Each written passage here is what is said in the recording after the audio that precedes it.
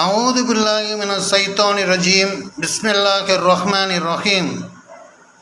இஸ்லாமிய சகோதர சகோதரிகள் அனைவரின் மீதும் இறைவனின் சாந்தியும் சமாதானமும் உண்டாவதாக. அஸ்ஸலாமு அலைக்கும் வரஹ்மத்துல்லாஹி வபரகாத்து. அல்லாஹ்விற்கு உருவம் உண்டா இல்லையா என்பது பற்றி இஸ்லாமிய மார்க்க அறிஞர்களுக்கிடையில் பலகட்ட கலந்துரையாடல்கள் நடைபெற்று இருக்கின்றன. விவாதித்தவர்கள் சிறந்த மார்க்க அறிஞர்களாக இருந்த போதிலும் அல்லாஹ்வை பற்றிய தவறான நம்பிக்கையை மக்கள் மத்தியில் விதைத்து உள்ளார்கள். அல்லாஹ்வின் மீது தவறான நம்பிக்கையை வைப்பதன் மூலம் மறுமையில் சொர்க்கம் என்பது ஒரு தடையாக இருந்துவிடக்கூடாது என்ற நல்ல எண்ணத்தில் தான் இந்த காணொளி இங்கே பதிவு செய்யப்படுகிறது. அல்லாஹ்விற்கு உருவம் உண்டா இல்லையா என்பது பற்றிய எனது கருத்தை 3 பகுதிகளாக பதிவு செய்ய விரும்புகிறேன். அதில் முதல் பகுதி, அல்லாஹ் தனது திருமறையில் இவ்வாறு கூறுகிறான். அதாவது, அல்லாஹ் ஒரு காரியத்தை செய்ய தீர்மானித்து விட்டால் அதற்காக அவன் ஆகுக என்று கூறுவதுதான், உடனே அது ஆகிவிடும். மேலும் மற்றொரு வசனத்தில் இவ்வாறு கூறுகிறான். அதாவது, உலகிலுள்ள கடலை போன்று மேலும் 7 கடல்களை மையாக்கி உலகிலுள்ள மரங்களையெல்லாம் எழுதுகோலாக்கி எழுதினாலும் அவனது கட்டளைகளை எழுதி முடிக்க முடியாது என்று கூறுகிறான். அதாவது, அல்லாஹ் மனிதனைப் போன்று உடலால் இயங்கி வேலை செய்து எந்த ஒரு காரியத்தையும் செய்ய வேண்டியது இல்லை. மாறாக தனது கட்டளையின் மூலம் மட்டுமே அனைத்து காரியங்களையும் தன்னால் செய்ய முடியும். அவ்வாறே செய்வதாக தனது வல்லமை பற்றி இந்த வசனம் தெளிவுபடுத்துகிறது. ஆனால் இவற்றுக்கு நேர் மாற்றமாக ஆதம் நபி அலைஹிஸ்ஸலாம் அவர்களை தனது கரத்தால் படைத்ததாக அல்லாஹ் குர்ஆனில் கூறுகிறான். மேலும் ஹதீஸ்களில் அல்லாஹ் தனது பாதத்தை நரகத்தில் வைப்பதாகவும் தனது கரங்களால் பூமி மற்றும் வானத்தை சுருட்டுவதாகவும் கூறுகிறது. ஆக அல்லாஹ் வேலை செய்ய மாட்டான், கட்டளை மட்டும்தான் இடுகிறான் என்பதற்கு நேர் மாற்றமாக இந்த வசனங்கள் வேலை செய்கிறான் என்று உணர்த்துகின்றன. ஆக ஒன்றுக்கு ஒன்று முரண்படுகிறது. ஆனால் குர்ஆனில் முரண்பாடுகள் இல்லை என்று அல்லாஹ் தெளிவுபடுத்துகிறான். ஆகவே ஒன்று வேலை செய்கிறான் என்று எடுத்துக்கொள்ள வேண்டும், அப்படி இல்லை என்றால் வேலை செய்யவில்லை என்று எடுத்துக்கொள்ள வேண்டும். இதில் முதலாவதாக உள்ள வேலை செய்ய மாட்டான், அனைத்திற்கும் கட்டளை மட்டும்தான் இடுவான் என்பதில் எவ்வித குழப்பங்களும் இல்லை. அது தெளிவான ஒற்றை பொருள் தரக்கூடிய வசனமாகும். ஆகவே வேலை செய்கிறான் என்று பொருள்படக்கூடிய வசனங்கள் அனைத்துமே இரட்டை பொருள் கொண்ட வசனங்களாகும். இவ்வாறு ஒன்றுக்கொன்று முரண்படுகிற வகையில் வசனங்கள் இருக்குமேயானால் ஒற்றை பொருள் தரக்கூடிய வசனங்களை மட்டும்தான் எடுத்துக்கொள்ள வேண்டும். இரட்டை பொருள் தரக்கூடிய வசனங்களை அர்த்தம் கொள்ளக்கூடாது. ஏனென்றால் அல்லாஹ் தனது திருமறையில் கூறுகிறான், எவர் ஒருவர் இரட்டை பொருள் தரக்கூடிய வசனங்களுக்கு இதுபோன்று அர்த்தம் கண்டு அவற்றை கொண்டு விவாதிப்பாரோ அவருடைய உள்ளத்தில் நோய் இருப்பதாக அல்லாஹ் கூறுகிறான். அல்லாஹ் எந்த ஒரு வேலையும் செய்வதில்லை, மாறாக கட்டளை மட்டுமே இடுகிறான் என்பதன் மூலம் அல்லாஹ் உடல் ரீதியாக எந்த இயக்கமும் இல்லை, மாறாக அவன் அமைதியானவன் என்பது தெளிவாகிறது. மேலும் அல்லாஹ்வின் திருநாமம் அஸ்ஸலாம் என்பதாகும். அதாவது அமைதியானவன். அமைதி என்பது 2 வகைப்படும். ஒன்று உள்ளத்தால் அமைதி கொள்வது, இரண்டாவது உடலால் அமைதியாக இருப்பது. அல்லாஹ் என்பவன் உள்ளத்தாலும் அமைதியானவன், உடலாலும் அமைதியானவன். அதாவது உடலால் எந்த ஒரு இயக்கமும் இல்லாதவன் என்பது இதன் மூலம் தெளிவாகிறது. தனது காரியங்களுக்காகவே உடல் ரீதியாக இயங்காத பொழுது வேறு எதற்காக அவன் இயங்க வேண்டிய தேவை இருக்கிறது? நன்றாக சிந்தித்து பாருங்கள். அல்லாஹ் எந்த தேவைகளும் அற்றவன். எனவே அவன் உடல் ரீதியாக இயங்க வேண்டிய எந்த தேவைகளுமே இல்லை. அதனால்தான் அவன் தன்னை அஸ்ஸலாம் என்று கூறுகிறான். ஆனால் அல்லாஹ் உடல் ரீதியாக இயங்குவதாக வரக்கூடிய அனைத்து வசனங்களும், மேலும் ஹதீஸ்களில் வரக்கூடிய வசனங்களும் இரட்டை அர்த்த வசனங்களாகும். அவற்றிற்கு நேரடியாக எந்த பொருளும் கொள்ளக்கூடாது என்பதை தெளிவாக புரிந்து கொள்ள வேண்டும். இத்துடன் எனது முதல் பகுதியின் விளக்கம் முடிகிறது. எனது இரண்டாவது பகுதியின் விளக்கத்தை தொடர்கிறேன்.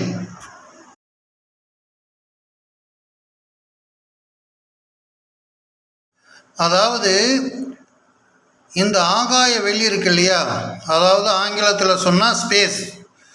இந்த ஆகாய வெளி, அதாவது அல்லாஹ் சொல்கிறான் குரானில், நீங்கள் வானத்தின் எல்லைகளை கடந்து செல்ல சக்தி பெறுவீர்களேயானால் அவ்வாறே கடந்து சென்று விடுங்கள் அப்படின்றான். அதாவது ஒருவேளை நமக்கு அது மாதிரி சக்தி இருக்குன்னு வச்சுக்கோங்க, நம்மளால் இந்த வானத்தினுடைய எல்லைகள் எல்லாம் கடந்து போக முடியும், வானத்து மேலே ஏறி செல்ல முடியும், மேலே ஆகாய வெளியில் போய்கிட்டே இருக்க முடியும் அப்படின்ற ஒரு வேலை நமக்கு சக்தி இருக்குன்னு சொன்னால், இப்படி போய்கிட்டு இருக்கும்போது இந்த ஆகாய வெளிக்கு ஏதாவது எல்லை இருக்கா?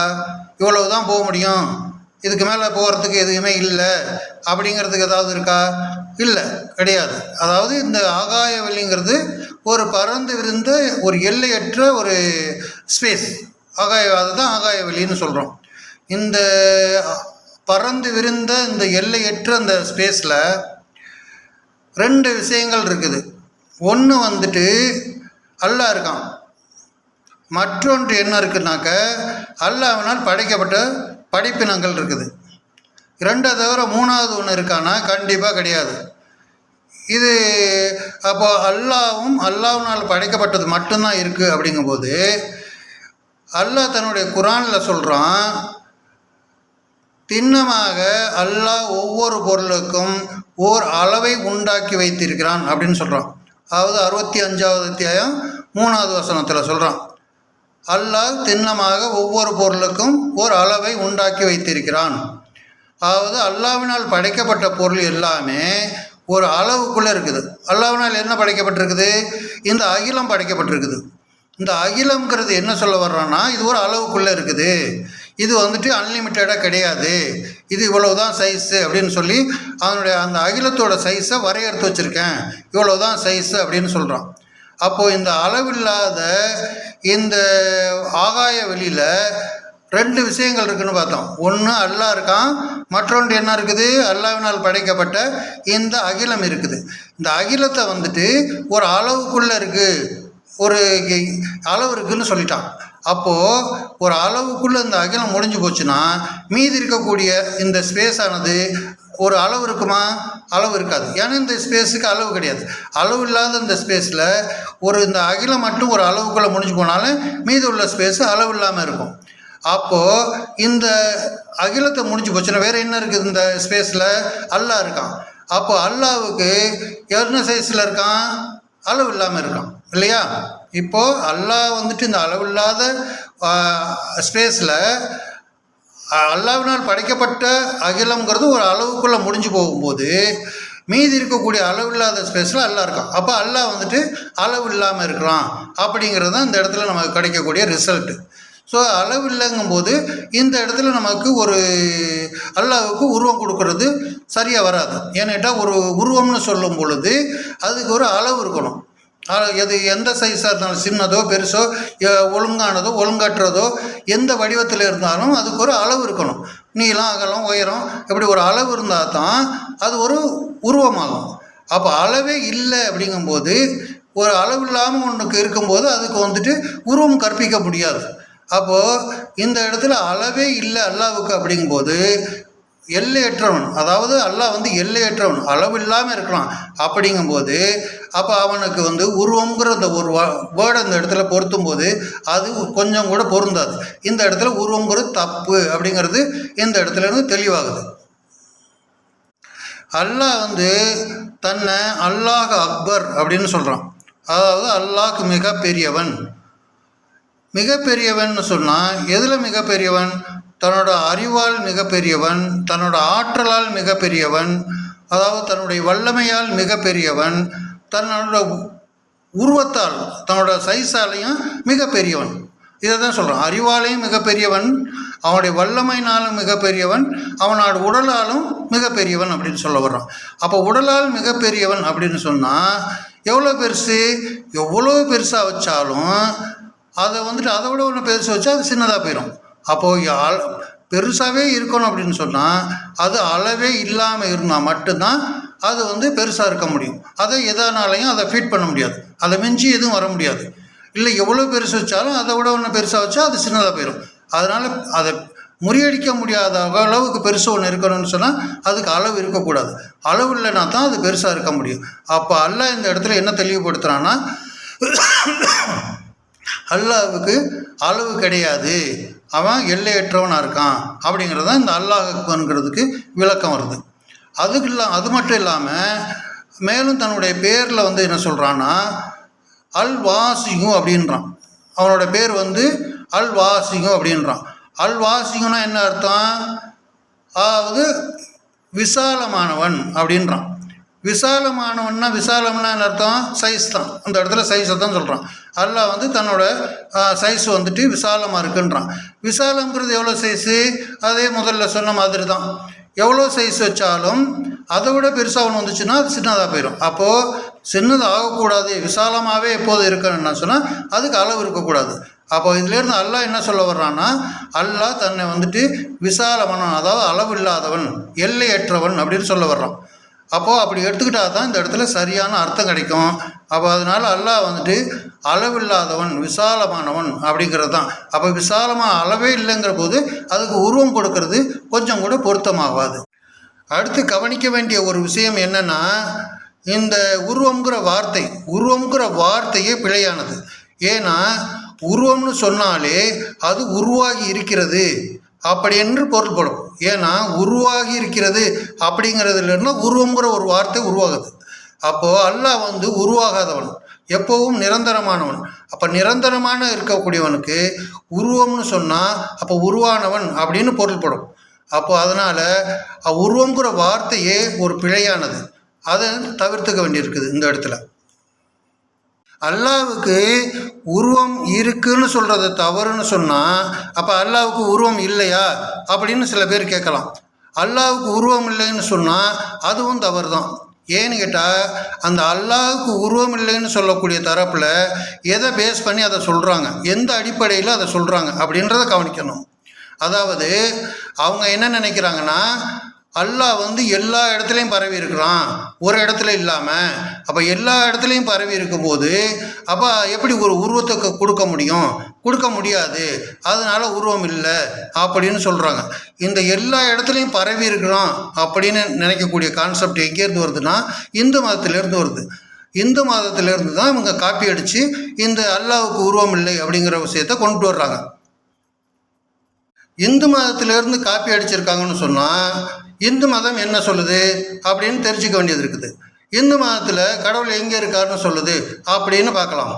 அதாவது இந்த பறந்து விருந்த எல்லையற்ற இந்த ஆகாய வெளியில் இந்த அகிலம் இருக்குது. அகிலம்ங்கிறது என்னென்னா, நாம் வாழக்கூடிய இந்த பூமி, வானங்கள், நட்சத்திர மண்டலங்கள் அனைத்தும் அடங்கினது தான் அகிலம்.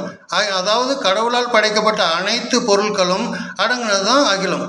இந்த அகிலத்தை வந்து ஒரு சின்ன ஒரு பந்துன்னு கற்பனை பண்ணிக்கோங்க. ஒரு பந்துக்குள்ளே தான் நாம் வசிக்கிறோம்.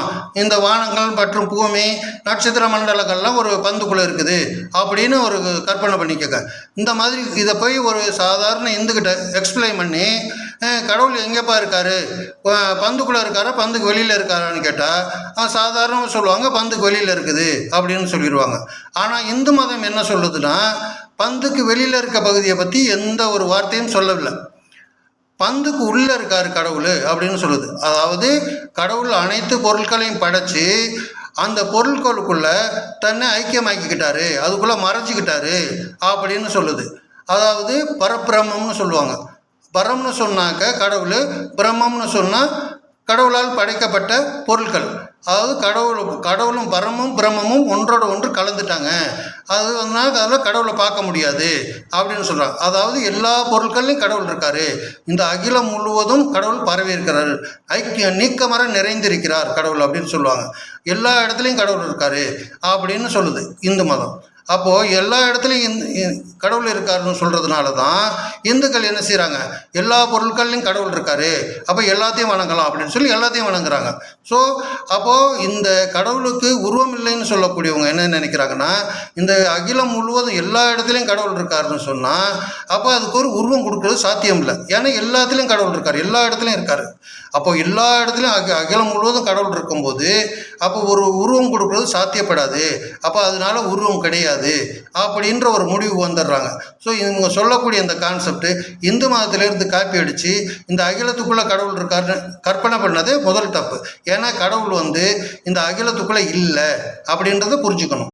ஆனால் இஸ்லாம் என்ன சொல்லுதுன்னா, இந்து மதம் சொல்கிறதுக்கு நேர் எதிராக இந்த அகிலத்துக்குள்ளே அல்லாஹ் இல்லை, மாறா இந்த அகிலத்துக்கு வெளியில் அளவற்ற வடிவில் அல்லாஹ் இருக்கலாம் அப்படின்னு சொல்லுது. அல்லாஹுவிற்கு உருவம் இருக்கிறது என்று நம்பக்கூடியவர்கள் அல்லாஹுவையும் மனிதனை போன்ற தோற்றத்தில் கற்பனை செய்கிறார்கள். அதாவது மனிதன் சிறிய உருவத்தில் இருக்கிறான், ஆனால் அல்லாஹ் பிரம்மாண்டமான உருவத்தில் இருக்கிறான் என்று நம்புகிறார்கள்.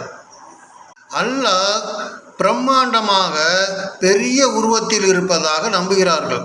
அதற்கு காரணம் அல்லாஹ் அமர்ந்திருக்கக்கூடிய அர்ஷானது மிக பிரம்மாண்டமானது என்று ஹதீஸ் இருக்கிறது.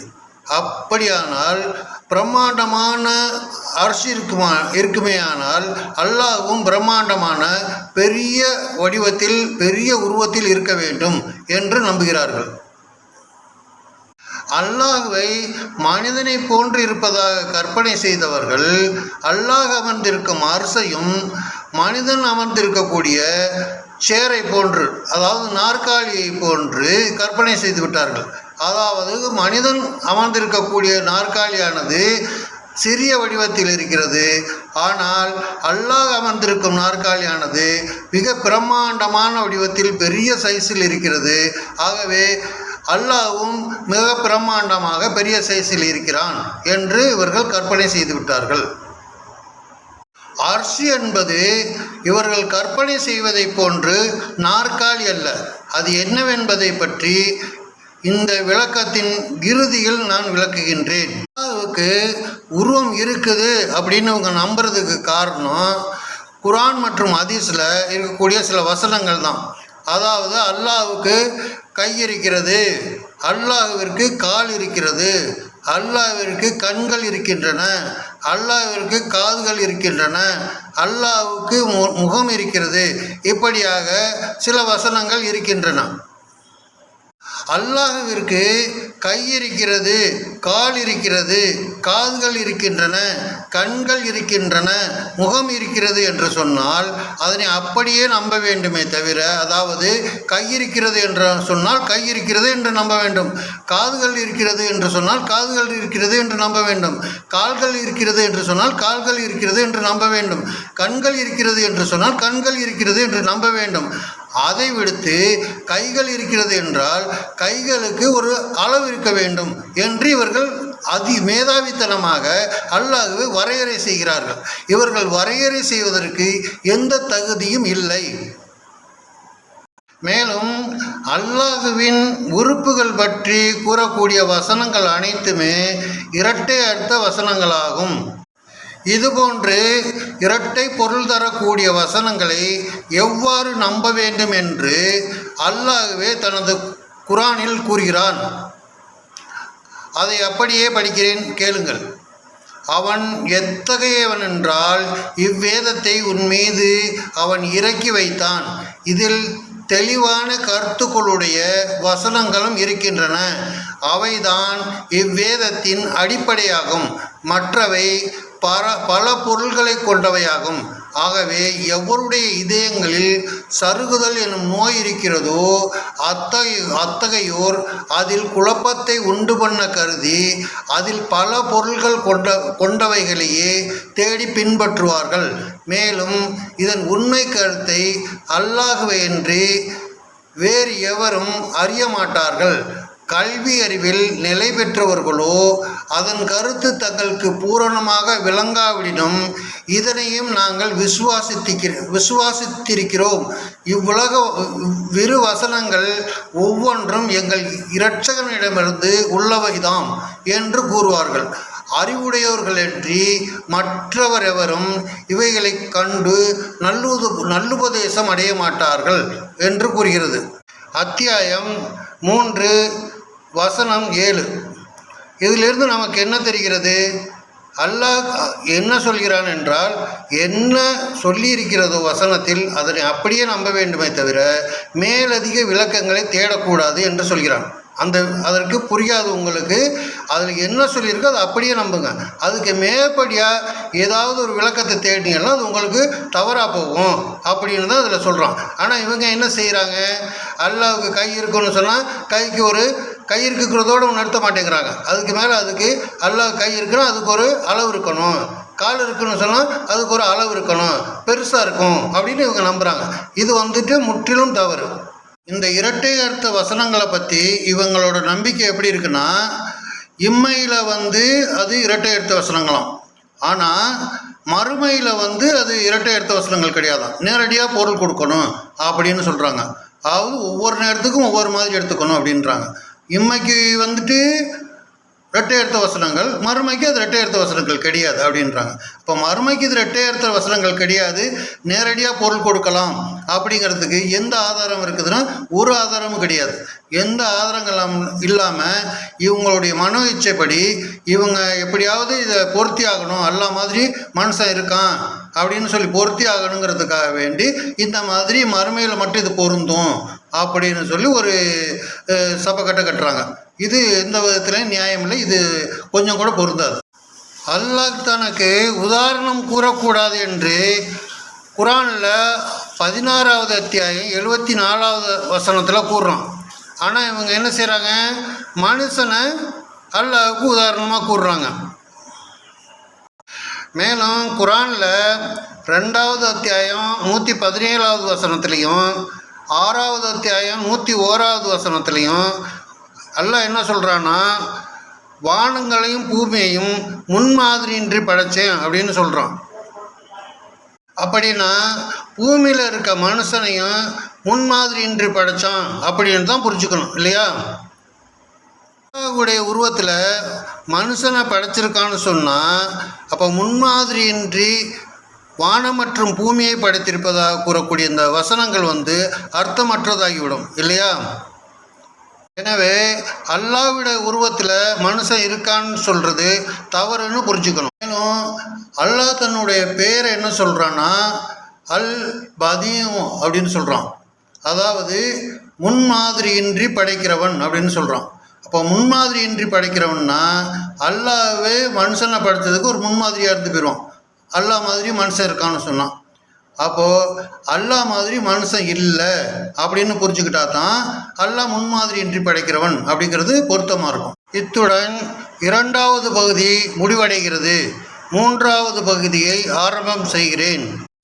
அல்லாஹ்வுடைய சாயலில் மனுஷனை படைச்சிருக்கான் அப்படின்னு சொல்லக்கூடிய ஹதீஸு சரிதான்.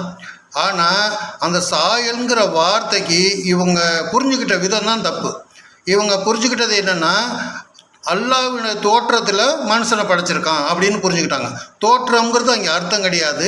ஆனால் இவங்க தோற்றம்னு புரிஞ்சுக்கிட்டாங்க. அப்படியே தோற்றம்னு வச்சுக்கிட்டாலும் இப்போ எப்படி பொருத்தி பார்க்கலாம்?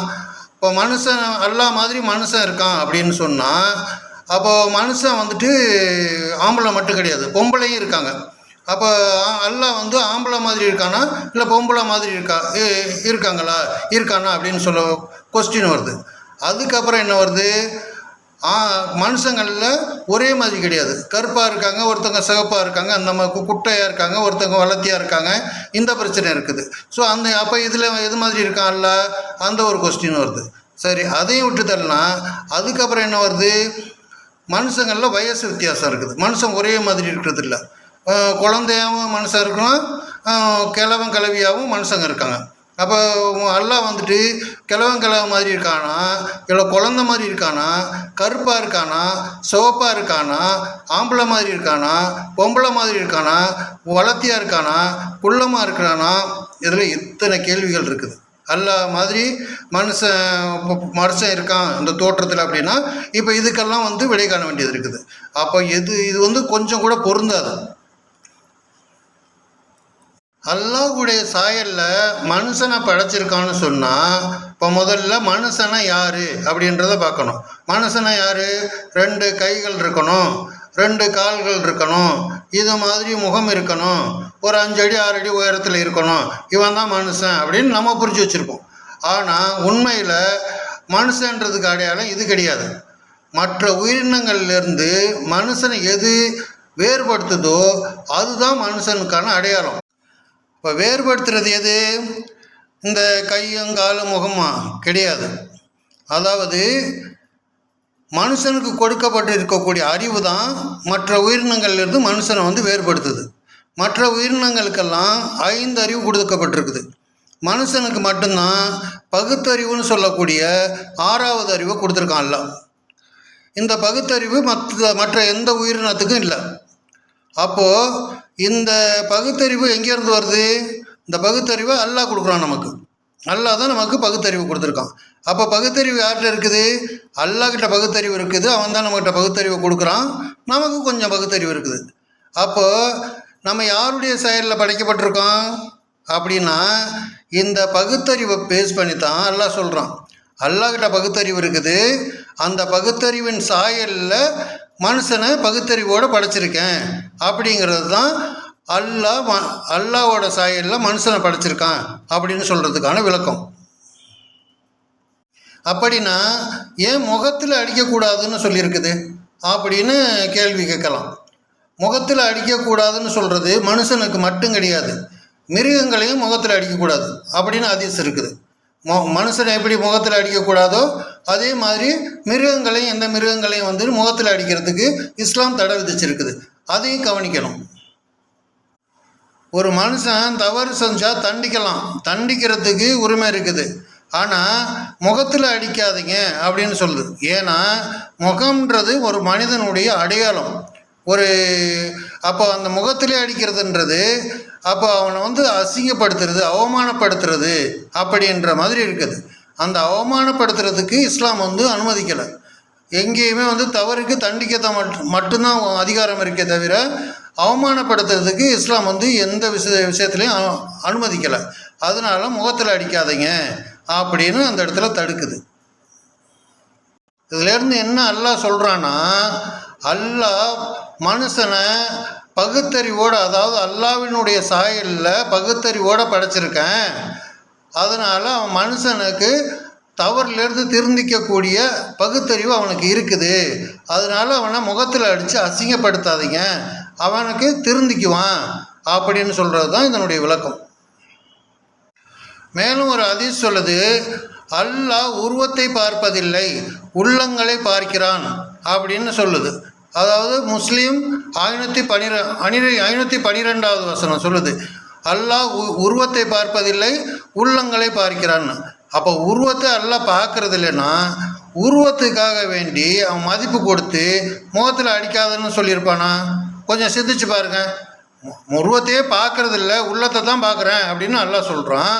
அப்படி இருக்கும்போது உருவத்துக்காண்டி அல்லாஹ்வோட சாயலில் மனுஷன் இருக்கிறான் உருவத்தின் அடிப்படையில் அப்படின்னா, அப்போ அந்த உருவத்துக்கு மதிப்பு கொடுத்து அல்லாஹ் வந்து மனுஷனை முகத்தில் அடிக்காதுன்னு சொல்லுவானா? அப்போ ஒன்றுக்கு ஒன்று முரண்படுதா இல்லையா? அல்லாஹ்வின் சாயலில் மனுஷனை படைச்சிருக்கேன்னு சொல்லக்கூடிய இந்த ஹதீஸானது இரட்டை அர்த்தம் உள்ளது. அதனால தான் அல்லாஹ் குர்ஆனில் ஏற்கனவே சொல்லியிருக்கான், இரட்டை அர்த்த வசனங்களுக்கு நீங்கள் அதை தேடி பிடிக்காதீங்க, அதை வந்து விட்டுருங்க அப்படின்னு தான் சொல்கிறான். அதை வந்து தேடாதீங்க, தேடினீங்கன்னா வழிகட்டு போவீங்க அப்படிங்கிறத ஏற்கனவே அப்போ நம்ம பார்த்துருக்கோம். அதனால தான் இது தவிர்த்துக்கணும். அல்லாஹ்வினுடைய அரிசை பற்றி விளக்குறேன்னு சொல்லியிருந்தேன். அது எப்படி இருக்குது அப்படின்னு சொல்கிறேன்னு சொல்லியிருந்தேன். அதை சொல்கிறதுக்கு முன்னாடி இந்த அகிலம்ங்கிறது எப்படி இருக்குது அப்படின்றத நான் வரைபடத்தோடு விளக்கணும். அப்போ தான் உங்களுக்கு இந்த அகிலம்ங்கிறது எப்படி இருக்குதுன்னு தெரிஞ்சால் தான் இந்த அரிசுங்கிறது எப்படி இருக்குங்கிறத உங்களால் புரிஞ்சிக்க முடியும். இதை நான் என்னோடய அடுத்த பகுதியில் நான் விளக்குறதுக்கு முயற்சி பண்ணுறேன். அதை வரைபடத்தோடு விளக்குனா தான் உங்களுக்கு அது புரிதலாக இருக்கும். இப்போ நம்ம இந்த அகிலத்தோடைய வடிவமைப்பு எப்படி இருக்குது, இதனுடைய ஸ்ட்ரக்சர் எப்படி இருக்குது அப்படின்றத முதல்ல பார்ப்போம். இதை பார்த்தா தான் அரிசி எப்படி இருக்குது அப்படின்னு சொல்லி நம்ம பார்க்க முடியும். ஸோ ஃபஸ்ட்டு நான் எங்கே போகிறேன்னாக்கா, குரானில் சொல்கிறோம், அல்லாஹ் வானங்களை அடுக்கடுக்காக படைச்சிருக்கேன் அப்படின்றான். 7 வானங்களையும், அதாவது 1 2 3 4 5ன்னு 7 வானங்கள், மொத்தம் 7 வானங்களை அடுக்கடுக்காக ஒன்று மேலே ஒன்றா அடுக்கி வச்சுருக்கேன் அப்படின்னு சொல்கிறோம். 7 வானங்கள் இருக்குது. இதுக்கு அடுத்து குரானில் இன்னொரு வசனம் சொல்லுது. என்ன சொல்லுதுனாக்கா 65வது அத்தியாயம் 12வது வசனத்தில் சொல்லுது. என்ன சொல்லுதுன்னா, 7 வானங்களை படைத்து அதே மாதிரி பூமியிலையும் படைச்சு வச்சுருக்கேன் அப்படின்னு சொல்கிறான். 7 வானங்களை படைத்து அதே மாதிரி பூமியிலையும் நான் உண்டாக்கி வச்சுருக்கேன் அப்படின்றான். ஸோ பூமிங்கிறது நமக்கு தெரியும் எப்படி இருக்குது. பூமிங்கிறது உருண்டையாக இருக்குது. ஸோ இதுதான் பூமி. இப்போ பூமியில் அதே மாதிரி 7 வானங்கள் 7 அந்த ஸ்ட்ரக்சரை இங்கேயே வச்சுருக்கேன் அப்படின்னு சொல்கிறான். இப்போ இங்கே வச்சுருக்கானா, எப்படி வச்சுருக்கான்? ஸோ இதே மாதிரி 7 ஸ்ட்ரக்சர் இப்படி வச்சுருக்கானா அப்படி மட்டும் இப்படி கிடையாது. ஸோ இந்த மாதிரி இப்படி போடக்கூடாது. இது ஸ்ட்ரக்சர் கிடையாது. ஸோ எப்படி வச்சுருக்கான் அப்படின்னா, இது பூமியில் எப்படி இருக்குன்னா, ஸோ இந்த மாதிரி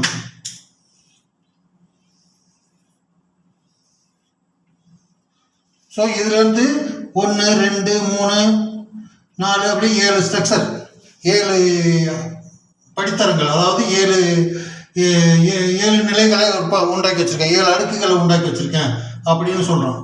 இதில் பூமியிலையும் அப்போது பூமியில் இது மாதிரி 7 அடுக்குகள் இருக்குது அப்படின்னா, ஸோ இப்போ பூமியோட ஸ்ட்ரக்சர் நமக்கு தெரிஞ்சிருச்சு. இப்படி தான் பூமி இருக்குது. இது பூமியினோட மேற்பரப்பு. ஸோ இதனுடைய அது உள்ள அடிப்பகுதி. ஸோ இதுலேருந்து 7 அடுக்குகள் இருக்குது அப்படின்னு சொல்லியிருக்கான் பூமி. ஸோ இப்போ பூமி இப்படி இருக்குன்னு சொன்னால், அப்போ வானங்கள் எப்படி இருக்குது அப்படின்னு இப்போ பார்க்கலாம். ஸோ வானமும் இதே மாதிரி தான் இருக்குது. ஸோ பூமி எப்படி இருக்குதோ, ஏன்னா வானம் மாதிரி தான் பூமி இருக்குதுன்னு சொல்லியிருக்கான். ஸோ அப்போ பூமி உருண்டையாக இப்படி இருக்குன்னு சொன்னால், வானம் எப்படி இருக்குது அதே மாதிரி உருண்டையாக தான் இருக்குது. இப்படி தான் இருக்குது. ஸோ இதுதான் வானத்தோட ஸ்ட்ரக்சரும். அதாவது இது முதல் வானம், 2வது வானம், 3வது வானம், 4வது வானம். ஸோ இதுக்கு மேலே இப்படி போனோம்னு சொன்னால் மொத்தம் 7வது வானம் வரைக்கும் வருது. ஸோ இப்படி தான் வானத்தோட ஸ்ட்ரக்சரும் வச்சுருக்கேன் அப்படின்னு சொல்கிறோம். ஏன்னா வானம் மாதிரியே பூமியை படைச்சிருக்கேன் அப்படின்னு சொல்லும்போது, பூமி உருண்டையாக இருக்குது, பூமியினுடைய அதே மாதிரி 7 ஸ்ட்ரக்சர் இருக்குது, 7 அடுக்குகள் இருக்குன்னு சொல்லியிருக்கான். ஸோ அதே மாதிரி அடுக்குகள் வானத்திலையும் இருக்குது அப்படின்னு நம்ம புரிஞ்சுக்கலாம். ஸோ இதுதான் பூமி வானத்துடைய ஒரு வானத்துடைய வடிவமைப்பு. ஸோ இந்த வடிவத்தில் தான் வானம் இருக்குது. இப்போ பூமி எங்கே இருக்குது அப்படின்னாக்கா, பூமி இங்கே இருக்குது. இது முதல் வானம். முதல் வானத்தில் தான், முதல் வானத்தின் அடிப்பகுதியில் பூமி இருக்குன்னு சொல்லியிருக்கான். இதுக்குள்ள நட்சத்திர மண்டலங்களை வச்சிருக்கேன்னு சொல்கிறான். முதல் வானத்தில் நட்சத்திர மண்டலங்களை ஏற்படுத்தியிருக்கேன்னு சொல்கிறான். ஸோ முதல் வானத்தில் இங்கே அடியில் இருக்குது. அப்போது இங்கே இதிலிருந்து முதல் வானம், 2வது வானம், 3வது வானம்னு இப்படி போயிட்டு இருக்குது. ஸோ 7 வானம் வரைக்கும் இருக்குது. இப்போ 7 வானம் வரைக்கும் இந்த மாதிரி இருக்கும்போது, இப்போ இப்படி உருண்டை இல்லை, சில பேருக்கு இதில் திருப்தி அடையாது. உருண்டை கிடையாது, வானம் தட்டையாக தான் இருக்குது, ஸோ இப்படி இருக்குது அப்படின்னு சொல்லலாம். ஸோ இந்த மாதிரி 1 2 3ன்னு இப்படி அடுக்கி இப்படி வச்சிருக்குது, இப்படி தான் இருக்குது அப்படின்னு சொல்லலாம் வானங்கள். ஸோ இப்படி இருக்குதுன்னு வச்சுக்கிட்டாக்க, இப்போ இது முதல் வானம், இது 2வது வானம், 3வது வானம்னா இதுக்கு கீழே என்ன இருக்குது? ஸோ இந்த சைடில் என்ன இருக்குது, இந்த சைடில் என்ன இருக்குது, இங்கே மேலே இருக்குது. ஓகே, இதுக்கு ஏன்னா இது பூமி இங்கே இருக்கும்போது இதுக்கு மேல் பகுதி மேலே தான் இருக்குன்னு சொல்லியிருக்கான் அல்லாஹ். மேலேனா இது மட்டும் மேலே கிடையாது, இதுவும் மேலே தான், இதுவும் மேலே தான், இதுவும் மேலே தான். ஸோ எல்லா பகுதியும் பூமிக்கு மேலே தான் இருக்குது. இதுலேருந்து வானங்கள் இப்போ மேலே போகுதுன்னா எல்லா சைட்லையும் போகணும். ஒரு சைடில் போனால் இப்போ இதுக்கெல்லாம் கொஸ்டின் போட்டோம்னா இங்கே ஆன்சர் கிடைக்காது, இந்த மாதிரி வச்சாக்க. ஸோ என்ன இப்போ எது ஆன்சர் கரெக்டாக கிடைக்கும் அப்படின்னு சொன்னாக்கா, அது மட்டும்தான் நமக்கு கரெக்டாக இருக்கும். ஸோ இதில் வந்து எந்த குழப்பமும் இல்லை. இது மாதிரி பார்க்கும்போது இதில் எந்த வந்து குழப்பங்களும் கிடையாது, கிளியராக இருக்குது. ஸோ இதுதான் முதல் வானம், ரெண்டாவது வானம், மூணாவது வானம், இப்படி வந்து ஏழாவது வானம் வரைக்கும் இப்படி இருக்குது. ஸோ இது வானத்தினுடைய வடிவம். ஸோ இப்படி தான் இதில் தான் இருக்கும். இப்போ இருக்கும்போது இதில் அரசு எங்கே இருக்குது? இது மொத்தமாக நல்லா படிச்சிருக்கோம். ஸோ இதுலேருந்து இது வரைக்கும் நல்லா படித்து வச்சுருக்கான். இதுதான் மொத்தம் அகிலம். இதை தான் அகிலம்னு சொல்கிறோம். இதில் அல்லாஹ் எங்கே இருக்கிறான் அப்படின்னா அந்த அகிலத்துக்குள்ளே அல்லாஹ் கிடையாது, அகிலத்துக்கு வெளியில் இருக்கிறான். ஸோ இதுக்குள்ளே இருக்கிறது எல்லாமே அல்லாஹ்வினால் படைக்கப்பட்டது மட்டும்தான் இதுக்குள்ளே இருக்குது. ஸோ அல்லாஹ் வந்து இதுக்கு வெளியில் இருக்கிறான். எங்கே இருக்கிறான்? அரசுக்கு மேலே இருக்கான். அதாவது அரசுக்கு மேலே இருக்கான். அதாவது ஏழாவது வானத்துக்கு மேலே இருக்கான். எப்படின்னா இப்போ வந்து ரசூல்லா வந்துட்டு அல்லாஹ் மீட் பண்ண போனாங்க. மிஹ்ராஜ் பயணத்தில் மீட் பண்ண போகும்போது எங்கே போய் மீட் பண்ணாங்க?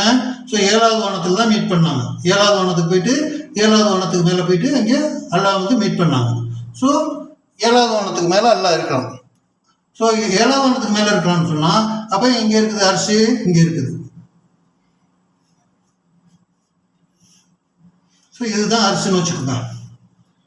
இதுதான் இங்கே வந்து நாற்காலி இல்லையா? ஸோ உங்களோட கணக்குப்படி இது ஒரு நாற்காலி. ஸோ இந்த நாற்காலியில் வந்துட்டு உட்காந்துருக்கணும் அல்லாஹ் வந்துட்டு.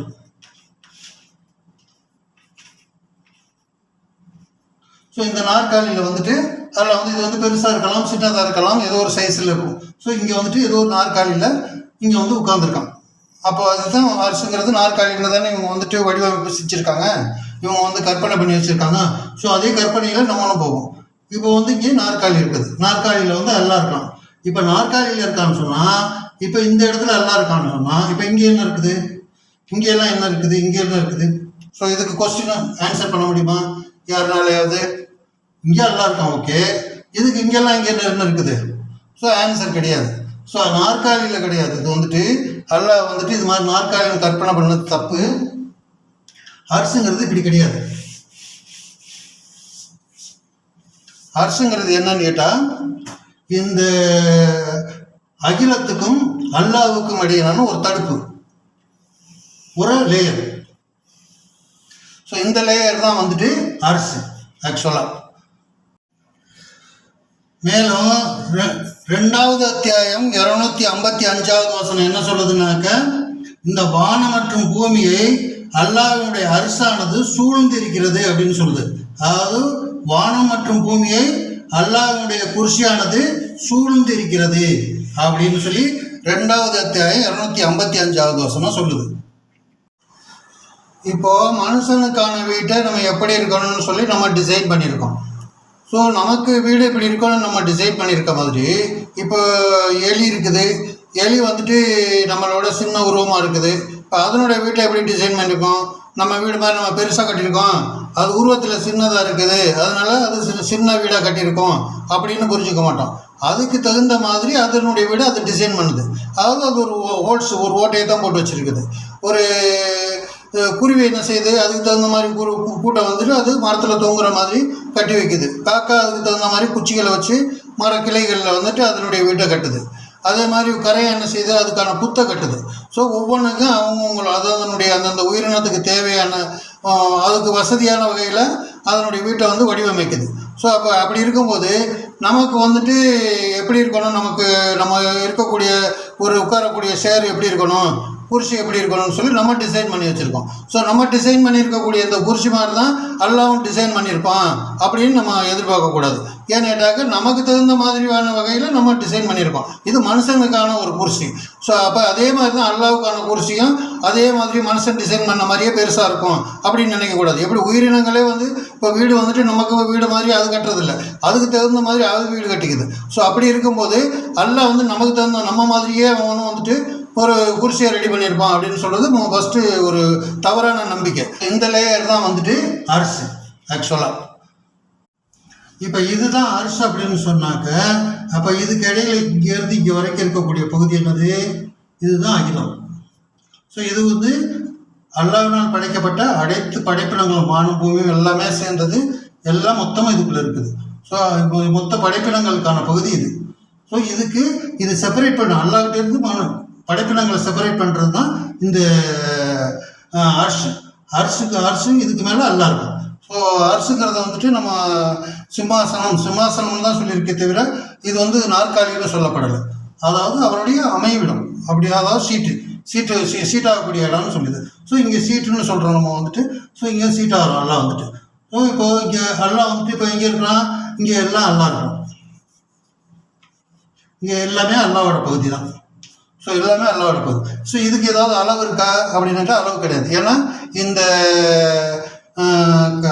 ஆகாய வெளிக்கு வந்துட்டு அளவு கிடையாது. அளவு இல்லாத ஒரு பறந்து பட்ட ஒரு பகுதி தான் வந்துட்டு ஆகாய வெளி. ஸோ இந்த ஆகாய வெளியில் பறந்து இருக்கக்கூடிய இந்த எல்லை இல்லாத இடத்துல இப்போ இது வந்துட்டு ஒரு எல்லைக்குள்ளே முடிச்சு போச்சுன்னா மீதி இருக்கிறது இது எல்லை இருக்காது. இதில் வந்துட்டு அல்லா வந்துட்டு அப்போ எல்லை இல்லாமல் இருக்கலாம், அளவே கிடையாது அல்லாவுக்கு அப்படின்றது இந்த இடத்துல நமக்கு தெரியுது. அப்போ எல்லை இல்லைன்னு சொன்னாக்க இந்த இடத்துல அல்லாவுக்கு உருவம் கொடுக்குறது இந்த இடத்துல பொருத்தமாகாது அப்படிங்கிறத நம்ம புரிஞ்சுக்கணும். இப்போ உங்களுக்கு புரிஞ்சிருக்கணும்னு நம்புகிறேன். இப்போ இங்கே அளவே இல்லைங்கும் போது அளவில்லாத ஒன்றுக்கு எந்த வடிவத்தையும் கொடுக்க முடியாது. வடிவம் கொடுக்கணும்னா அதுக்கு ஒரு அளவு இருக்கணும். நீளாகலம், உயரம், அந்த மாதிரி ஒரு அளவு இருந்தால் தான் ஒன்றுக்கு ஒரு வடிவத்தை கொடுக்க முடியும். உனக்கு அளவே இல்லை அப்படிங்கும்போது அதுக்கு எந்த உருவத்தையும் கொடுக்க முடியாது. அப்போ உருவம் இல்லைன்னு சொன்னாக்க ஒன்றும் கிடையாது. இங்கே மாயை அப்படின்னு கிடையாது அப்படின்னு கேட்டால் கிடையாது. மாயையெல்லாம் கிடையாது. அல்லா இருக்கிறோம். அல்லாவை பார்க்க முடியுமானா பார்க்க முடியும். இங்கே பிசிக்கலாக இருக்கலாம். அதாவது நம்ம வந்துட்டு பார்க்கறதுக்கு விசிபிளான ஒரு, இப்போது மற்ற மதத்தில் சொல்கிற மாதிரி இன்விசிபிளாக கிடையாது. அல்லா வந்துட்டு இங்கே வந்து விசிபிளாக இருக்கும். விசிபிள்னு சொன்னாக்க அதாவது பார்க்குறதுக்கு புலப்படக்கூடிய வகையில் ஒரு பொருளாக அல்லா இருக்கணும். ஸோ அளவு தான் கிடையாதே தவிர அதுக்காக வேண்டி அது இன்விசிபிள் கிடையாது, விசிபிளான ஐட்டம்.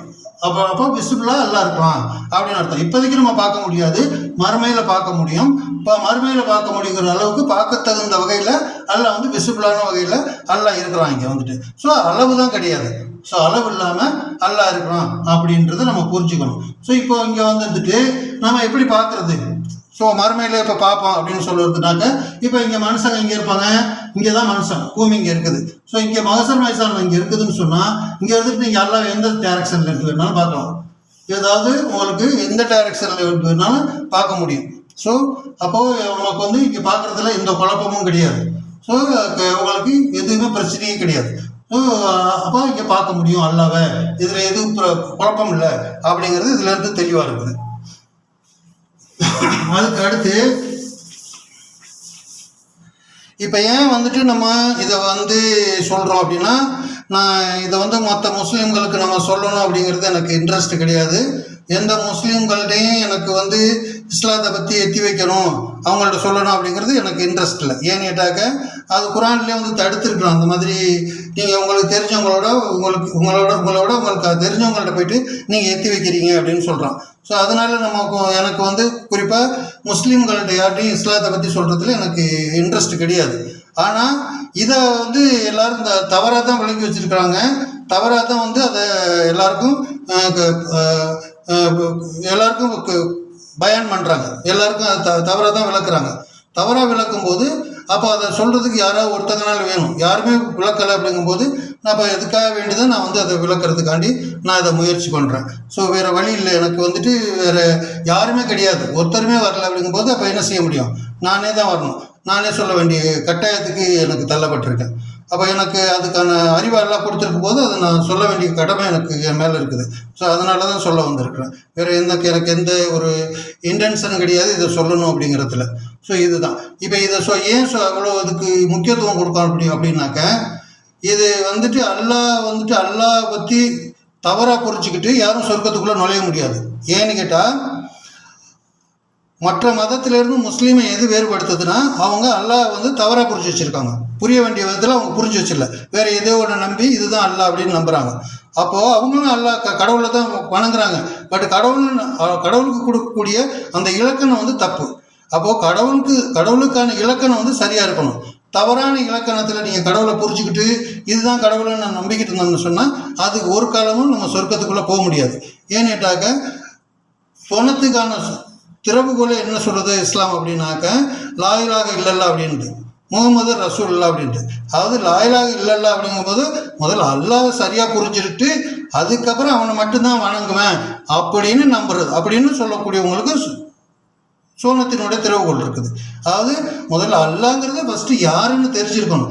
அல்லாவே தெரியாமல் நான் அல்லாஹ் மட்டும் வணங்குவேன் அப்படின்னாக்கா அப்போ அல்லாவே புரியலை, அவங்களுக்கு அல்லாங்கிறது தெரியல. அல்லாஹ் பற்றி தவறான நம்பிக்கை வச்சுருக்காங்க. தவறான நம்பிக்கை வச்சுட்டு யாரும் சொர்க்கத்துக்குள்ளே போக முடியாது. அப்போ அப்படிங்கிறதுனால தான் இது கட்டாயமாக இது வந்துட்டு முஸ்லீம்னு சொல்லிக்கிறதுனால முஸ்லீம் ஆயிட முடியாது. அல்லாஹ் மேலே யார் சரியான நம்பிக்கையை வச்சுருக்காங்களோ அவங்க தான் முஸ்லீம். ஸோ அதை முதல்ல பேசிக்காக புரிஞ்சுக்கணும். அப்போது அதனால இது கட்டாயமாகுது. அல்லாஹ் பற்றி தவறான நம்பிக்கையை மற்ற மக்கள்கிட்ட எல்லாரும் போட்டுட்டு இருக்கிறதுனால நம்ம வந்து அது இது தவறு இதுதான் சரி அப்படின்னு சொல்லி நம்ம எக்ஸ்பிளைன் வேண்டிய கட்டாயம் எனக்கு இருக்குது. அதனால நான் அதை கட்டாயத்தின் அடிப்படையில் நான் இதை வந்து எக்ஸ்பிளைன் பண்ணியிருக்கேன், அவ்வளோதான். ஸோ எல்லாருமே இதுக்கப்புறம் என்ன எக்ஸ்பிளைன் பண்ணணும்னு எனக்கு தெரியல. ஸோ உங்களுக்கு ஏதாவது டவுட் இருந்ததுனாக்க என்னை தொடர்பு கொள்ளலாம். தொடர்பு கொண்டீங்கன்னாக்க நான் அதுக்கு மேலதிகமான விளக்கங்களை நான் தர்றதுக்கும் நான் முயற்சி பண்ணுறேன். ஸோ இவ்வளவு தான் எனக்கு சொல்ல வேண்டியதுன்னு நினைக்கிறேன். அல்ஹம்துலில்லாஹ். எனக்கு இது மாதிரி பேசி பழக்கமும் கிடையாது, மற்றவங்கள வசீகரிக்கக்கூடிய அளவுக்கு எனக்கு குரல் வளமும் கிடையாது. ஆனாலும் தவிர்க்க முடியாத ஒரு சூழ்நிலையில தான் நான் இதை வந்து பேசி கொண்டு வந்திருக்கிறேன். ஸோ இது உங்களுடைய ஒத்துழைப்பு எனக்கு வேணும். இது இப்போ அதாவது நீங்கள் புரிஞ்சுக்கணும் அப்படிங்கிறது தான் என்னுடைய ஆவல், வேறு எதுவும் கிடையாது. அல்ஹம்துலில்லாஹி ரப்பில் ஆலமீன். உங்களையும் என்னையும் அல்லாஹ் வந்து சரியான நம்பிக்கையை எல்லாருக்கும் கொடுத்து அல்லாஹ் சரியான வழியில் நம்மளை நடத்தி நம்ம எல்லாரையும் சொர்க்கத்தில் கொண்டு போய் சேர்க்கணும்னு நான் அல்லாஹ் கேட்டுக்கிறேன். அல்ஹம்துலில்லாஹி ரப்பில் ஆலமீன்.